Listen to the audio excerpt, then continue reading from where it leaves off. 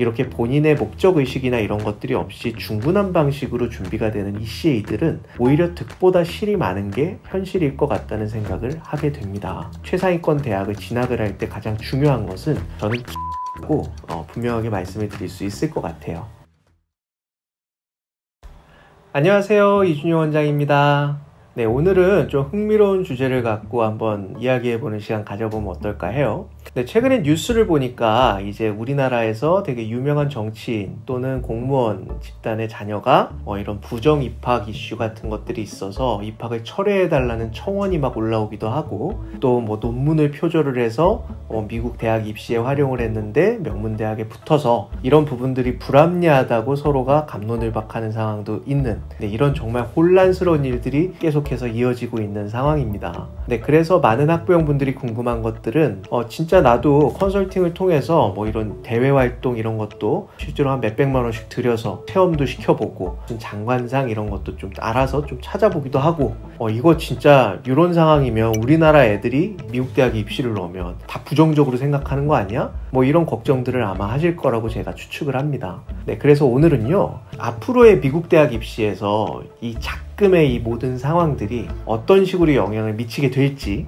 그래서 우리는 어떤 방식으로 접근을 해야 무조건 문제가 생기지 않고 우리가 올바르게 대입을 준비할 수 있는지에 대해서 한번 살펴보려고 합니다. 우리가 이런 이야기를 논하기에 앞서서요, 이 미국 대학교들의 특징을 좀 살펴볼 필요가 있습니다. 네, 전에도 제가 영상에서 언급을 했지만 우리나라 같은 경우는 대학교가 교육부가 직접 통제할 수 있는 여지가 많은 대학교육 시스템이라고 얘기를 했었죠. 네, 근데 미국 같은 경우에는 그런 시스템은 아니기 때문에 각 대학별로 자율적으로 운영이 가능하다고 말씀을 드렸던 바가 있습니다. 네, 그래서 이제 대학들마다 각자의 기준이나 운영 방안, 커리큘럼, 학생을 뽑는 방식, 이런 것들이 각기 다르다고 해도 과언이 아닐 텐데요. 네, 그래서 우리가 반드시 사전에 좀 알고 있어야 되는 부분이 뭐냐면, 미국 대학교 같은 경우에는 기부금 입학도 그게 불법이 아니라는 사실입니다. 특히 아이비리그나 이렇게 최상위권 대학들 같은 경우에는 사회에서 굉장히 명문가이거나 정재계에서 상당히 인지도가 높은 가문의 자제분들이 많이 입학을 하는 경우도 굉장히 많습니다.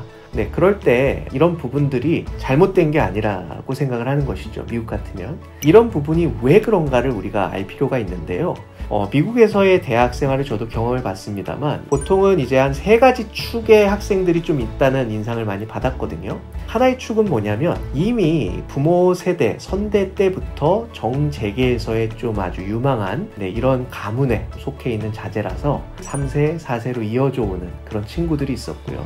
또 다른 하나의 축은 약간 천재형 인간들이었어요. 그래서 이미 중고등학교 때부터 굉장히 머리가 좋아서 대학교 수준의 연구를 스스로 막 하고, 그거에 따른 성과도 내서 뭐 주목을 받기도 하고, 그런 천재형의 친구들이 있었고요. 또 다른 하나의 친구들은 뭐였냐면, 자신이 어릴 때부터의 뭔가 목적의식이 명확해서 내가 이걸 어떤 분야에서 내가 이렇게 사용을 해야겠다, 이런 생각이 굉장히 확고하면서 공부도 기본적으로 잘하는 학생들이 하나의 부류로 있었던 기억이 납니다. 그래서 이러면 경영학과를 기준으로 봤을 때 이 3가지 부류의 학생들이 같은 학교에서 이렇게 다니고 그 다음에 졸업을 하고 그 다음 때까지 쭉 이어간다면 서로 어떤 식으로 상호작용이 가능할까요? 우리가 이런 것들을 미리 생각해 보면 이 큰 아젠다를 뒷받침할 수 있는 수많은 지지 기반들을 안정적으로 운영할 수 있는 인적 자원의 원동력이 될 수도 있겠죠. 어느 정도 팀 빌딩이 끝났다는 가정하에 만약에 어느 정도 궤도 위로 올라갔다고 칩시다. 그럼 이 궤도 위에서 빠르게 성장을 하기 위해서는 정재계의 다양한 동력들이 필요할 수도 있겠죠. 네, 그럴 때 이런 사람들이 연결고리가 돼서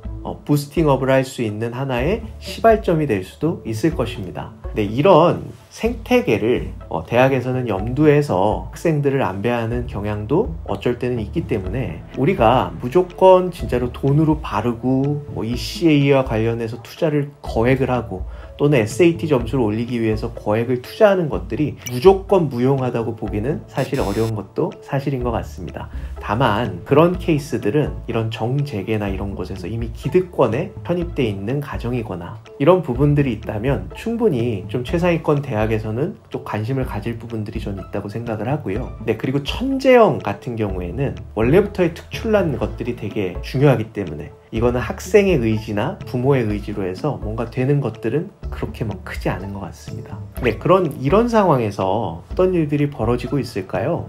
네, 최근에 이제 제주국제학교 또는 인천에 있는 유명한 국제학교 등에서 다양한 컨설팅을 계속해서 병행하는 학생들이 굉장히 많은데요. 그렇다 보니까 다양한 부작용들도 벌어지고 있죠. 사실 앞서서 말씀드렸듯이 이렇게 뭐 정재계나 고위 인사거나 뭐 기득권 안에 들어가는 사람들이 우리 중에 몇 명이나 되겠습니까? 네, 그렇지 않은 경우에 이렇게 본인의 목적의식이나 이런 것들이 없이 중구난 방식으로 준비가 되는 ECA들은 오히려 득보다 실이 많은 게 현실일 것 같다는 생각을 하게 됩니다. 이유가 뭐냐면 그런 ECA들을 중구난방으로 했다고 해서 이 친구의 아이덴티티나 이런 것들을 확인할 수 있는 부분이 제한되거든요. 물론 9학년, 10학년 정도에서 이것저것을 다 해본다고 가정을 했을 때는 그런 다양한 경험을 토대로 해서 하나의 테마를 정하는 처음 단계라고 추정을 할 수는 있겠지만 10학년, 11학년이 됐는데도 이렇게 고액의 ECA나 컨설팅을 가지고 그냥 막 이력을 쌓는 것들은 사실은 본인이 대체 어떤 성향의 사람인지 본인만의 이데올로기가 있는지를 설명하는 데는 많은 어려움이 있을 거라는 것이죠.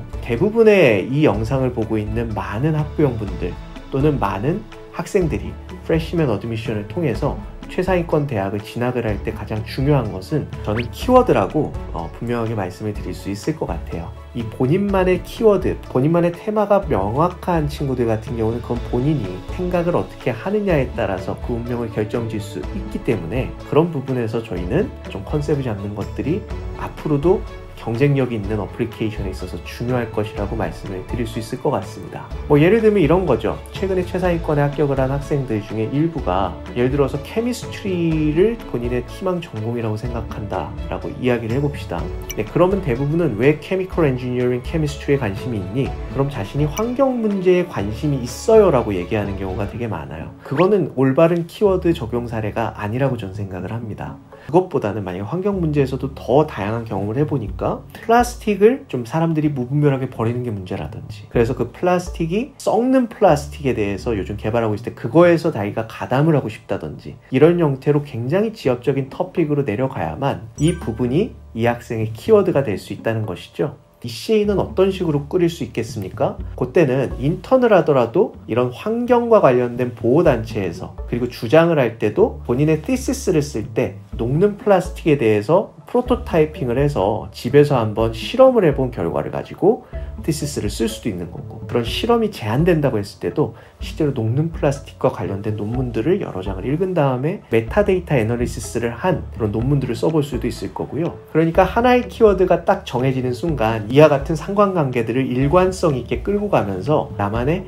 관점들을 만들어 나가는 시금석이 될 수 있다라고 저는 생각을 하는 것입니다. 그래서 오늘 이 영상에서의 가장 중요한 핵심은 3가지였어요. 네, 첫 번째는 미국 대학교들이 기부금 입학을 받는 것도 사실은 불법이 아니기 때문에 학생들 중에서 레거시가 있고 어느 정도의 굉장한 기득권층에 있는 그런 가정에서 그런 학생들을 미국 대학에서도 원하는 경우가 있다라는 거. 그리고 그럴 때 높은 금액의 스펙 쌓기라든지 다양한 논문이라든지 이런 것들 물론 부정행위를 하는 것들은 용납이 당연히 안 되겠지만서도 그런 것들도 어느 정도는 상관관계가 있다고 인정을 해줄 수도 있다는 거. 그리고 두 번째는 이런 미국 대학 중에 상위권 대학에서의 인구 통계들을 이렇게 보면 자신만의 컨셉이 있거나 천재형이거나 아니면 이런 기반이 잘 다져져 있는 학생들이 골고루 섞여 있는 형태를 갖는 경우가 상당히 많기 때문에 우리가 태어날 때부터 이미 가풍이나 아니면 이런 천재형 이런 역량이 정해진 것이 아니라면 나만의 주제 하나 그리고 굉장히 지역적인 토픽 하나에서 오랜 시간 동안 다양한 경험을 쌓고 노력을 해본 내용들이 오히려 학생에게 있어서는 정말 중요한 경쟁력이 될 수 있다는 사실.